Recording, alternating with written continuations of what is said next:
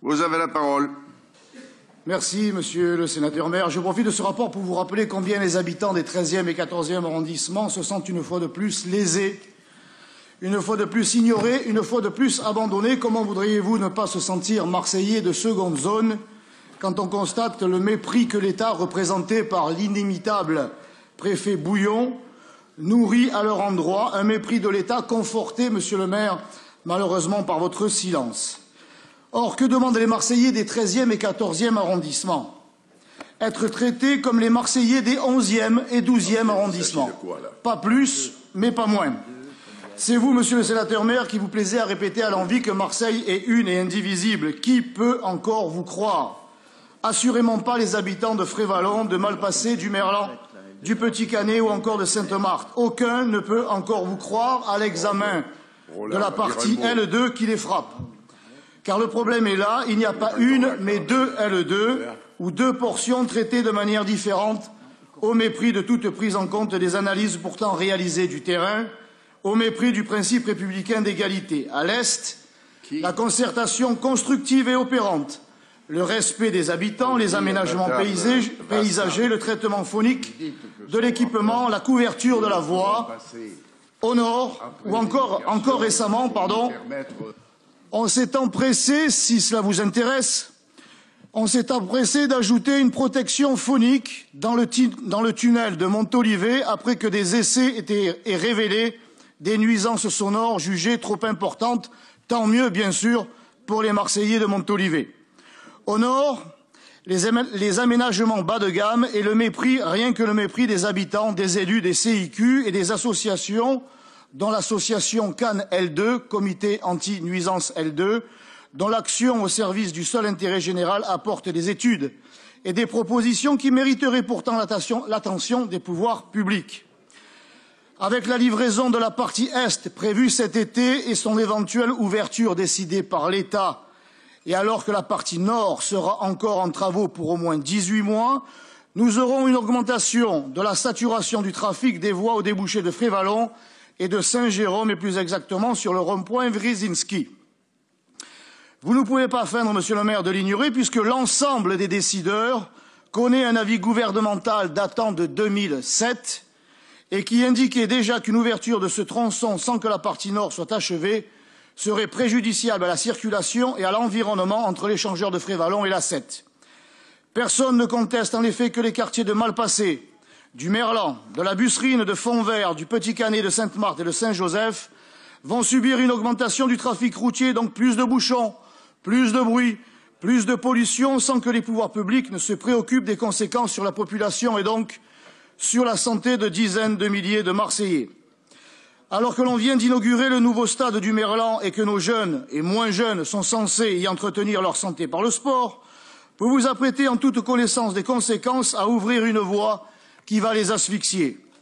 Aussi vous demanderai-je, monsieur le sénateur maire, de mettre tout en œuvre pour différer l'ouverture de cette partie de la L2, tout en œuvrant, bien sûr, pour l'ouverture du sens nord-est.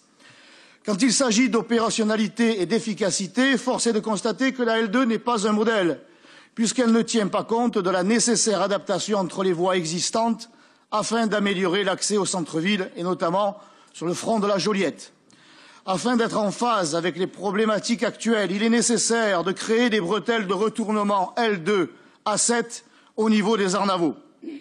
L'utilité de ces deux anses de retournement de et vers la 7 a été soulignée en juin 2015 dans une note de la SRL2 demandée par le préfet suite au COPIL de décembre 2014. Il est noté en conclusion que d'une façon générale, ces anses renforcent l'efficacité de la L2 et apportent une réelle plus-value dans l'organisation des flux de déplacement de personnes entre les futures zones de développement urbain du nord du centre-ville, le Romède, et du nord-est et de l'est de Marseille, des Hauts-de-Sainte-Marthe, Château-Gombert et la vallée de l'Uvonne. Ceci tout en contribuant fortement à faciliter la requalification de nombreuses voies urbaines bénéficiant d'une réduction de trafic, et ce grâce à la L2, cette réduction étant fortement accrue grâce à ces anses. Ces anses, dont le coût est estimé à 20 millions d'euros, doivent pouvoir être financées et réalisées au plus vite. C'est techniquement possible, de l'avis même du directeur de la SRL2. Il en va de la cohérence générale des déplacements nécessaires à créer et optimiser le développement de notre ville, mais aussi de la qualité de vie des riverains et des usagers. Comme je vous le dis et le répète, la L2 doit, dans sa partie nord, être considérée et réalisée avec la même qualité et précaution que dans sa partie est. Et de grâce, monsieur le maire, ne me rétorquez pas que je suis dans l'excès, car c'est une évidence pour celles et ceux qui connaissent le dossier que les couvertures sont moins importantes dans le nord que dans l'est. Pas de protection phonique, notamment aux sorties des tunnels, pas de protection anti-bruit le long des parties découvertes, aucune protection acoustique le long du viaduc de Frévalon.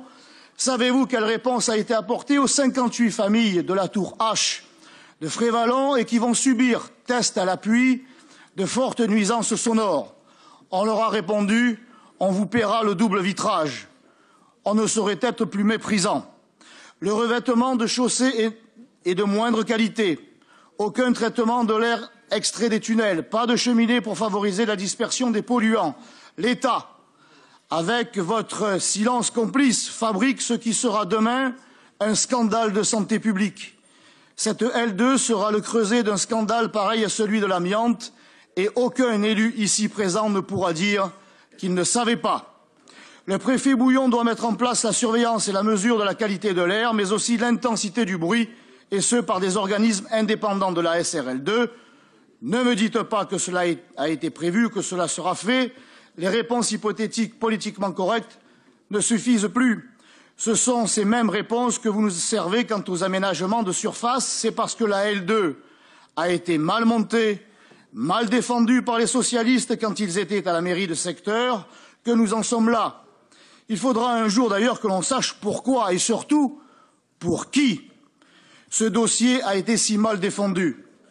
Car, monsieur le sénateur maire, je vous concède que vous n'êtes pas le seul responsable de ce scandale, car vos amis socialistes, par leur inaction habituelle quand il s'agit de défendre l'intérêt général et les habitants et leur incompétence maladive et l'intérêt inavoué de quelques-uns ou de quelqu'une, vous ont bien savonné la planche. C'est bien à cause d'eux que les aménagements de surface n'ont pas été pris en compte par le PPP, le partenariat public-privé, et seront financés par la ville et par la métropole. Quand le seront-ils et quel sera leur niveau de qualité, d'esthétisme, d'intégration dans le paysage urbain? Monsieur le sénateur maire, je vous invite vivement à associer ces projets, la mairie de secteur ainsi que les associations et les habitants à travers leur CIQ. Vous ne pouvez plus, à l'instar du préfet Bouillon, vous réfugier derrière le PPP pour fuir votre responsabilité et nous dire que tout est figé, car tout est encore possible, pourvu que vous en ayez la volonté. Celui qui a la chance d'être le maire de la deuxième ville de France, président de la plus grande métropole et vice-président du Sénat doit avoir, me semble-t-il, l'opportunité d'être reçu et écouté par les ministres et même par le premier d'entre eux, comme ce fut le cas pour la création de la métropole. La L2, dois-je le rappeler, est un élément majeur du plan de déplacement de la métropole. Plus de 100 000 véhicules l'emprunteront par jour. Nous devons par conséquent nous donner tous les moyens qui sont à notre disposition et même ceux qui ne le sont pas encore pour préserver notre environnement et donner un cadre de vie digne de ce nom à nos concitoyens, à tous nos concitoyens.